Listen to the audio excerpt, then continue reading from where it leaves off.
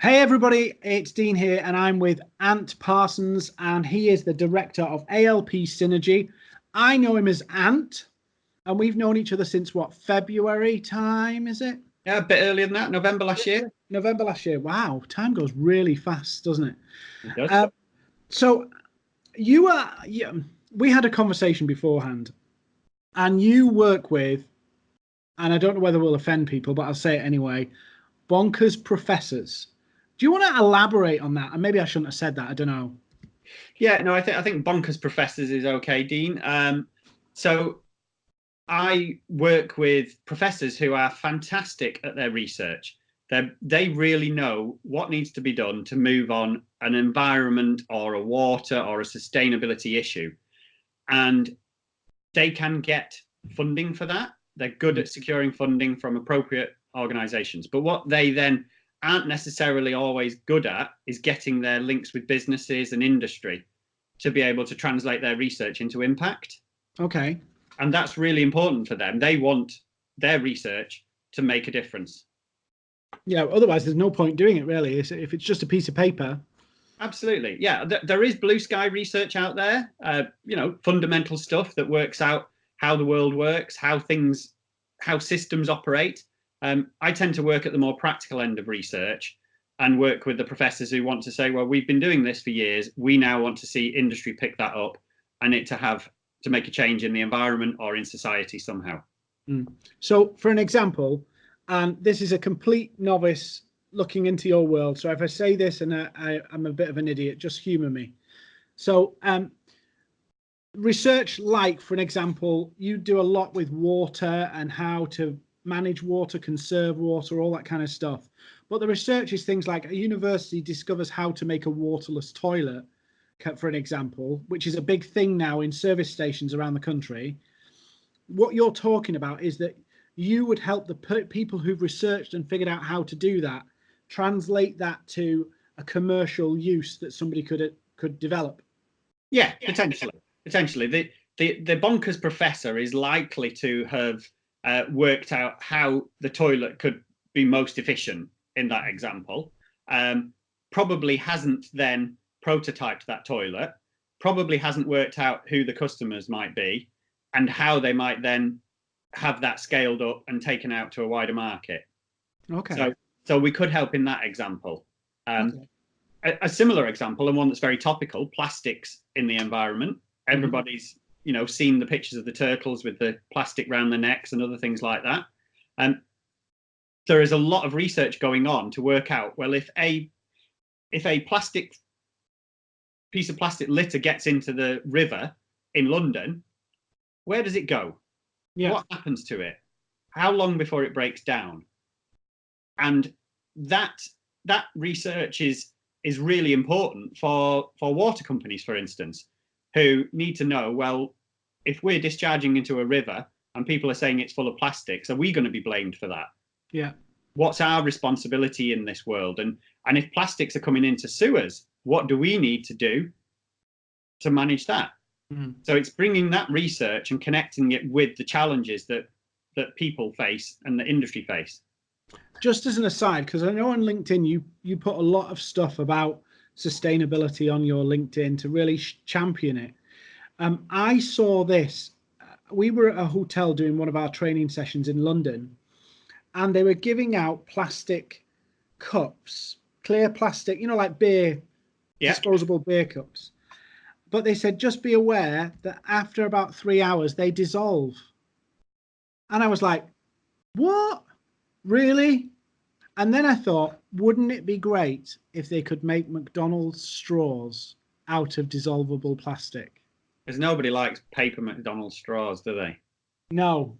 It's I understand why, but I wonder why they can't make the straws out of the same stuff that the cup's made of. Yeah, and there is an awful lot of research going into products that can replace our everyday plastic materials. And there's a really important message that isn't necessarily getting out, that nobody is saying plastic is bad. Yeah. It's too much single-use plastic being disposed of. So we need to reduce the single-use plastic, and we need to use plastics in the right way, in the right place, and make sure they're disposed of appropriately. So let me ask you this, because you obviously worked for many years in the public sector, the Environment Agency. So, you've been involved in a lot of stuff at a 30,000-foot view. So you've seen, we see our, for an example, I get grumpy about my McDonald's straw. Yeah, but you've probably seen what that means on a macro level, working in government and all those kind of places.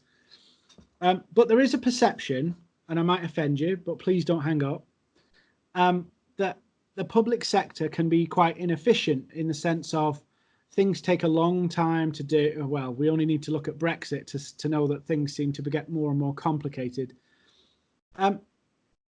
What's your transition from the public sector to the commercial world been like?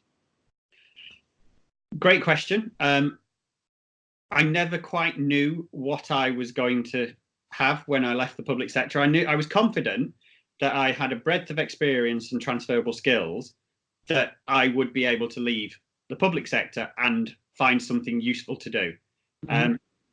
The things, I think, the perception that the public sector is inefficient, those sorts of things were the things that made me want to leave. I was leading on innovation in the Environment Agency for 2 years, and it was very difficult to be able to implement those innovations. So I got frustrated and decided the best thing to do was to leave and take those things forward myself. So I left the Environment Agency. I started a couple of businesses, one a social enterprise and one a for-profit company. And since then, I've been working on those. But it's been very empowering to leave some of those bureaucratic shackles that hold you back and be able to deliver and get on with stuff, make decisions, and be agile as SMEs can be. Yeah. And I know, the Environment Agency has been innovative and has changed since I left. But the public sector, any big organization is always going to be slower than, a slick SME. And I guess the challenge you have as well is you're subject to the political whims and, how could I put it? I'll make this up on the fly, and hopefully we won't offend too many people who work for the public sector. A lot of the public sector doesn't go into innovation, I think, because they're worried about it failing. Yeah, because the political embarrassment, the pressure, and all that kind of stuff of everybody blames. The politicians never responsible for anything. Versus in business, I feel that the attitude is, well, it can't fail. We're going to do it, and we will make it work. We will find a way. Whereas there's almost like a risk aversion in the public sector that isn't there in or isn't a barrier in the private sector. Well, and I think things have changed, and obviously it's wrong to generalize about the public sector, but some of that is true. Fear of failure, political cycles, who's going to make a long-term decision if it's going to make them unpopular when it next comes to their appraisal or their political, voted back in again? Who's going to make a decision about something that's 10 years down the road if it's going to feel bad for the first 6 years?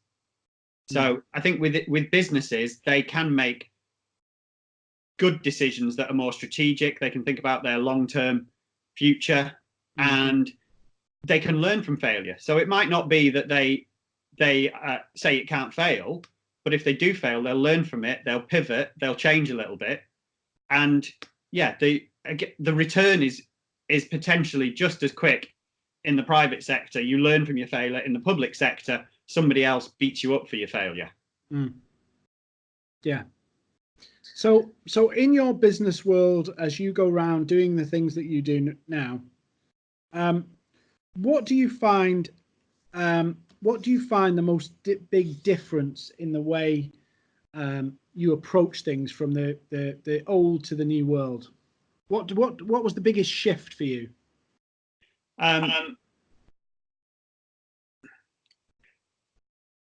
My job now, my business now, is my total passion, my life. It's everything I stand for. It's You know, there are 4 of us. We work together, and you know, we make sure no matter what that our clients are delighted. That is our goal. If there's any problems whatsoever, it's resolved instantly. In my old world, you know, I had flexi time. I'd switch off at 3 o'clock. I worked more hours than I ever should. I made sure I did a good job, but I switched off and I went home and I forgot all about it. And I think for me, that's the biggest difference. That every bit of your work means something to you. Yes, absolutely. I'm not doing it because somebody else has decided it's important. I'm doing it because I really believe in it. Which, you know, if you're running a business, is really, really helpful. Yes. So let me ask you, let's assume that there's a bonkers professor watching this video now. Yeah, forget everybody else. Just tell me what you want to say to what would you pitch to the bonkers professor? We're both northerners, so we can cut the kind of the posh waffle that we have to do whilst we're down south. Talk to the bonkers professor. What would you say to him? So to that bonkers professor, I'd say your excellent research deserves to be out there. It deserves to be delivering the impact. It might be that you've got enough money to carry on with your bonkers research. It might be that you haven't. I could help. Let's have a discussion. Let's work out what you've got and how we can build that into a compelling proposal that we can either then take to get more money, or that we can take to industry to help you deliver the impact that you need. Wow, that's pretty good pitch. Is that all right? Yeah, no, that was pretty good. That was. I didn't even tell you that one before, and so let's think about business more generally now. Just the normal, you know. Yeah. You come out the environment agency. You've been head of innovation. You've probably had loads of people around you to do things. You know, you can focus on your core job, but now you are in a small business with all the challenges of running a business and delivering for clients. What was the biggest challenge you faced in that kind of adjustment world of now you've got to do everything or a lot of everything? Yeah. And that it is absolutely every element. I mean, when you're in a big organization, somebody manages your IT. So you have financial systems, you have HR systems. So in a small business, you have to pick up every single one of those. And I mean, luckily there are a number of us, so we all come with different skills, and we've been able to do that. The biggest challenge for me, and it's one that I have to keep my discipline on, is making sure I keep up with my administration and paperwork. I get really passionate delivering the work. Sometimes I forget to invoice clients, and it could be some way down the road. And I'm thinking, well, the cash flow is not going great, and I realise I've not invoiced a client for 6 weeks after finishing a piece of work. So for me, it's keeping up on some of those things that are really important in a business, but they're not the ones that you're doing business. That's not why you do the business. Yeah, the mechanics. Yes. The things that makes the end, you know, it's funny because a lot of people have the very same issues, albeit everybody's different. So that there's always that kind of bit of a stool leg missing that they have to kind of lean on one side to hold that bit up, like the weaknesses. Yeah. And I did, funny enough, I did a podcast before this we recorded, and somebody else was saying, you know, they got investment, and the biggest thing they had to learn was to quickly get rid of or automate some of the systems that they knew they were rubbish at, because it could create problems like that. Yeah. And I think that's common. I'm not good with paperwork. No, actually, I'm the other way around. I'm not good with emails. Yeah. And considering what I do, you'd think he'd be on it. But the problem is there's so much stuff. There's so much like messages, emails, in-mails, messages on Instagram, all that kind of stuff, that emails are just impossible for me to keep up with. Yeah. How do you find dealing with all of this technology and using it to promote your business? Are you good, bad, or ugly? What would you say? I think it's a discipline to get into. I've been in business now for over 5 years, and I've been through cycles where I've automated some stuff. So I did at one point put all of my social media onto one automated platform, and I had set in a process where I was doing it, and it didn't feel genuine. Yeah. So I've stopped that, and I've taken back ownership of things. So if a tweet goes out or there's a post on LinkedIn, I've written it just before that and posted it, and I've meant to post it. I think, interestingly, some of these bonkers professors that I've worked with, or some of the industry people, still don't do tech. They can do their research, but they don't know how to work on a shared document online, or how to have a chat with organizations. So some of the work that we do is actually just helping people to collaborate. And I just love the range of highly functional free tools that are out there that enable you to do that. Yeah. So we've set up and managed Yammer groups. Now I've worked with people who use Microsoft a lot, and they say, oh, you should be on Microsoft Teams now. And it's like, well, I'm working with people that just want it to feel like Facebook. Yeah. They just want to be able to share with partners in other countries, talk about what's going on, deal with challenges, and get away from the emails, but have everything kept in one place. So simple things like Yammer, things like Trello, things like the Google Drive, we use all of those, and to varying degrees with different partners, they all love it. Because it's simple and straightforward, though, isn't it? Absolutely, yeah. And I've seen this a lot of times. People obsess about technology, and it's a great tool, but if you can't manage it all, and I think that's a real problem, actually. I don't know whether you find this, is that there's now so much stuff, you actually need somebody to manage the stuff. Potentially, yeah. And a lot of our work is about collaborations. It's connecting people together, and that's where the synergy comes from. You bring things together, and they're better. So in a collaboration, you have to communicate at the pace of, on the platform of the slowest, weakest person. It's no good having a highly functional SharePoint site if you're collaborating with people in Indonesia that don't use it. Yeah. And have never used it, because they won't. So you've got to find the platforms and the approaches that will work across a range of partners. Yeah. So I'm going to ask you a question. Maybe you can't answer it, but let's assume that you are rewinding 20 years. What have you learned from your business journey over the last 5 years that you'd want to tell your 20-year, I was going to try and guess your age, but I won't in case I get it wrong. Your 20-year younger self? It's probably belief. It's about believing that you can really do anything. I never worry about, I have strategies about where the business is going, but I never worry about, the time when I'm looking 6 months ahead and thinking, well, there's not that many clients in that window. I don't worry about that. I now believe that just keep doing the good work, and the opportunities and the clients will come. And probably 20 years ago, I would have been a bit more worried about how things would go, and maybe not believed in myself as much. And that's probably what enabled me to leave the public sector and the Environment Agency. I've got a lot of friends who are still in the Environment Agency earning very good salaries and will probably stay there forever. And they'll be reasonably happy. But there's probably some holes that they'll never really fulfill somewhere inside. It's one of those things that when you jump into business, you kind of like the allure of business is taking destiny into your own hands. I'm responsible now. This is my future. I'm building it my way. And one of the biggest fears is you've got destiny in your own hands. Yeah, that is a strength and a weakness.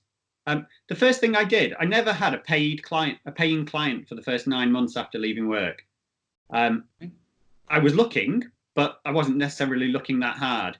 The first and best thing I did was I volunteered at something called the Do Lectures. And I posted about this on LinkedIn a couple of weeks ago because it was happening, and it happens every year. And it's a couple who run this innovation festival. They bring 100 people together and have it in a barn on a farm. And it's about people that do. Mm.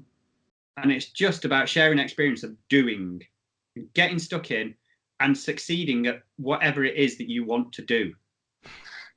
And it was just so empowering. It was fantastic. Yeah. What's the biggest challenge you've had? Biggest challenge? Learning some of the skills that I don't feel that comfortable with. Selling, perhaps. Yeah. I'm happy to go and network and talk to people, build relationships.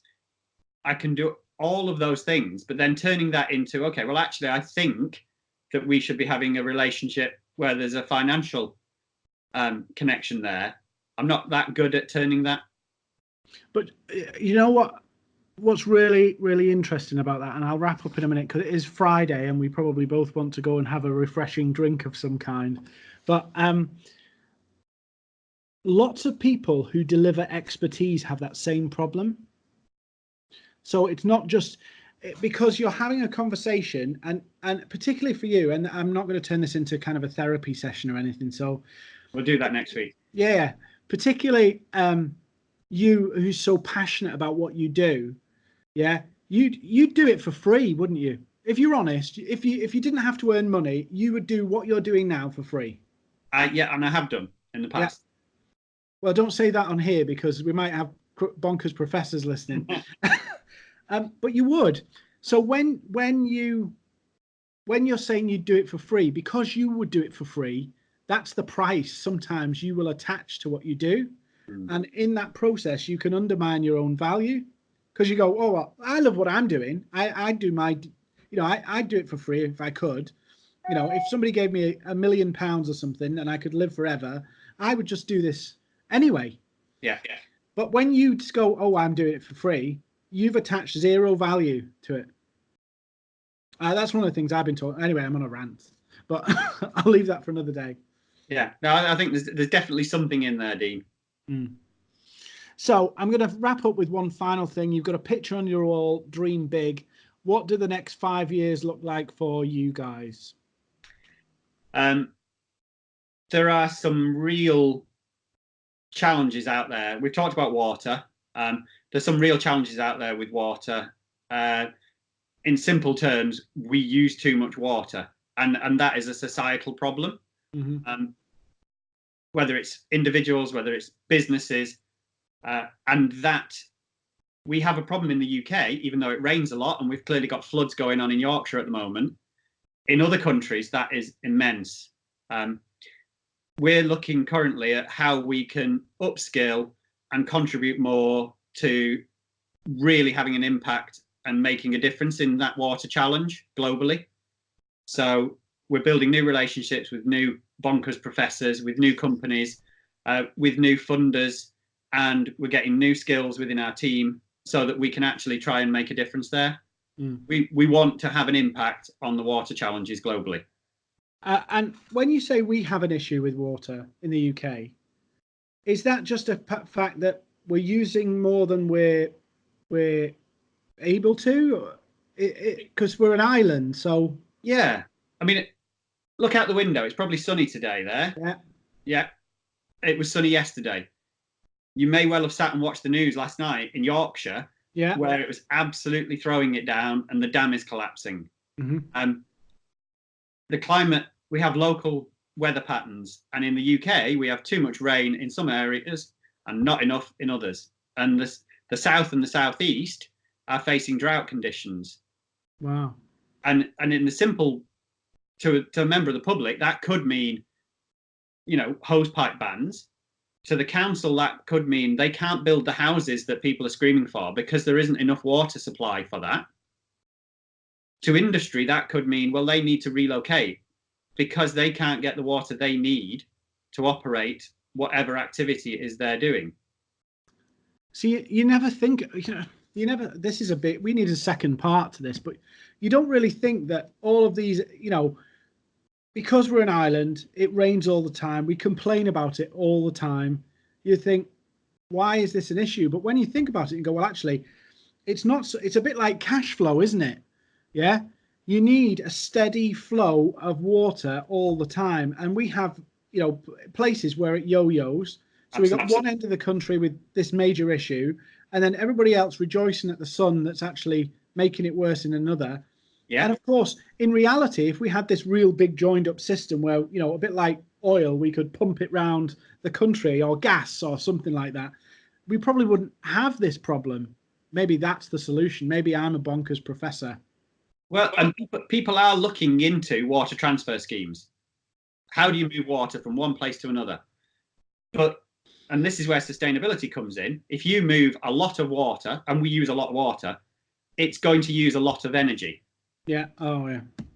And we're in a climate emergency, and the government has made a pledge that we're going to hit net zero carbon over the next 2 decades. So how do you and that's where we come in. It's how do we factor in all of these really complicating things?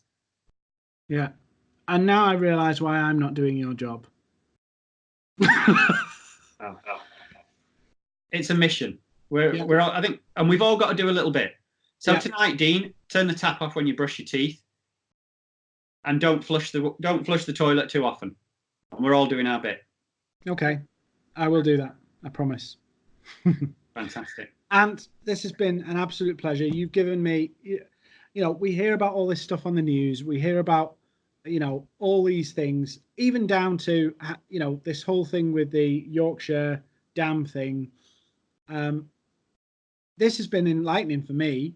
I'm sure some bonkers professors who are watching this will go, do you know what? I've got some solutions to this, and I need somebody to help me bring this to life. Because that's really what you do. You help bring these things to life. Yeah. So thank you for coming on. Thank you for tolerating my lack of knowledge. And no doubt we'll catch up and do this again. But this has been really, really good. Everybody, if you're watching, you can connect with Ant on LinkedIn. I'll share his URL below this, above this, in the comments somewhere. But he'd be delighted to get to know you. And if you've got interest in what he's doing and the mission he's on, connect with him and reach out to him. But thanks, guys, for watching, and we'll see you really, really soon. Thanks, Dean.